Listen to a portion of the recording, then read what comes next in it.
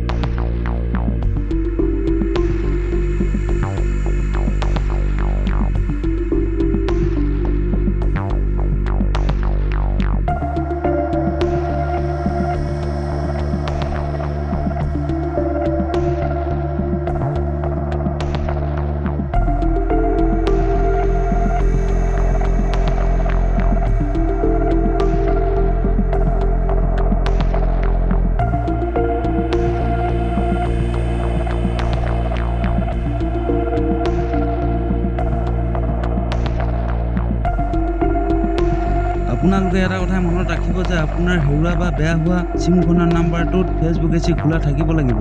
ভিডিঅ'টো ভাল লাগিলে লাইক, কমেণ্ট, শ্বেয়াৰ আৰু চেনেলটো ছাবস্ক্ৰাইব কৰি থ'ব। আজিলৈ ইমানেই, ধন্যবাদ।